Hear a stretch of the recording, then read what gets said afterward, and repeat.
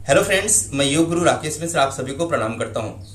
दोस्तों, आज पेट से संबंधित फिर एक जानकारी और उसका समाधान लेकर के आया हूं। हमारे पेट में जो भारीपन बना रहता है उस समस्या का मैं एक समाधान आपके सामने लेकर के आया हूं, जो बहुत ही कारगर है और बहुत ही अच्छी तरह से कार्य करता है और बहुत ही सरल और सुविधाजनक है। जैसे कभी हम रात में भोजन ज्यादा कर लेते हैं, उस ज्यादा भोजन के कारण हमारे पेट में एक भराव सा अनुभव होता है। कभी कभी ऐसा लगता है कि पेट एकदम फूला फूसा हुआ है, फूला फूला प्रतीत होता है, मतलब एक अजीब तरह का इरिटेशन होता है। उस सारी समस्या का एक समाधान है जिसे आपको करना है। हालांकि ये सारी चीजें आपके रात में देर खाने से होती हैं, आपकी नींद कम लेने से होती है, या तो आपको बहुत ज्यादा तला हुआ या मसाले मिर्च वाला भोजन करने से होती है। चाहे जिस कारण से भी हो, या बहुत ज्यादा आप स्ट्रेस ले रहे हैं तब भी होता है, चाहे जिस कारण से हो, लेकिन इसका एक ही समाधान है और बहुत अच्छा समाधान है। आपको रोज सुबह करना है, खाली पेट करना है। खाली पेट मतलब ये कि रात भर में आपने 8-10 घंटे इस पेट को कुछ मतलब आराम दिया है, कुछ दिया नहीं से। चाहे पेट आपका साफ हुआ हो या ना हुआ हो, हालांकि पेट नहीं साफ होगा तभी ये भारीपन बना रहता है।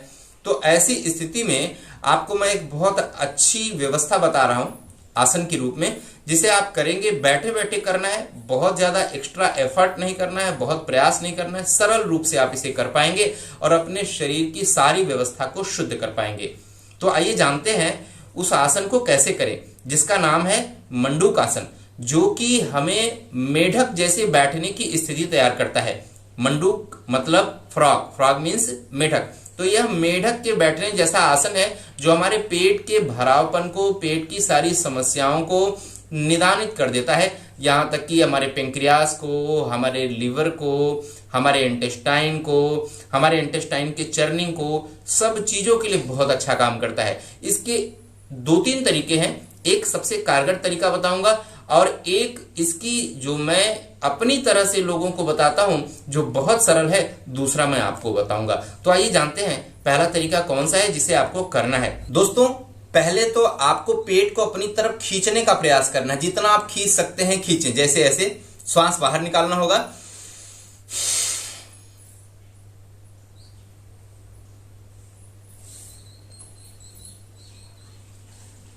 फिर हाथ को लगाकर और इस तरह से आगे बढ़ना होगा। मतलब श्वास बाहर करेंगे, पेट को अंदर खींचेंगे और इस हथेली को एक इस पर रखेंगे, दूसरी हथेली को इस पर रखेंगे और श्वास छोड़ते हुए आगे बढ़ना है। मैं आपको दिखाता हूं।